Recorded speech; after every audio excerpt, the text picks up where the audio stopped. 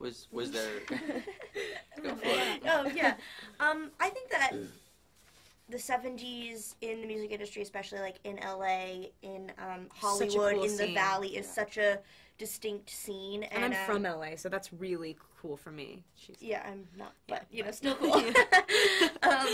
And there's like a lot of people that you come by, especially when you do live in LA, that are like, oh, I saw them here, or like I ran into Cherie like here in 1975. You know what I mean? Like, and so like especially filming the movie in LA was really important and like added a lot to it.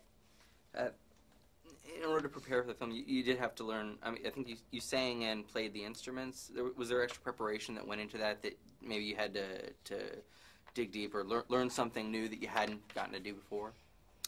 Yeah, I mean, I definitely hadn't learned any of the Runaways songs, so that took a little bit to learn. And luckily, I played guitar before then, or else it really would have been hard.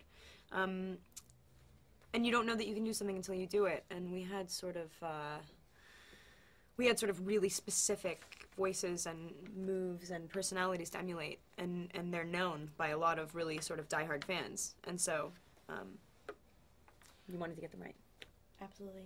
You think there's any big difference in being a teenager today versus being a teenager in the 70s? And yeah, I do. Yeah, huge. I think there's a huge difference because being a teenager then, even not you know, being an actor or musician, there was like so much more freedom that they had, and like the world that I've grown up in is so different, and especially starting out so young, I've grown up in a world of like doing school on set in this amount of hours, and you know, always having like adults to protect you, you know what I mean? And for them, they didn't have anyone, and it's like I can't tell if that's a good thing or a bad thing. I mean, it's bad in some ways, but also like the freedoms that they had to kind of figure out who they were is something that I'll never have. Yeah.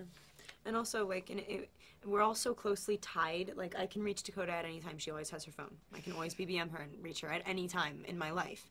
And, like, you know, anybody who needs to know where I am can probably find out where, you know what I mean? Like, it just, there was a different, people weren't so connected. You chose your connections. It was like you chose when you wanted to be seen and heard, and it's not really like that anymore. I mean, we're all very, very much on top of each other.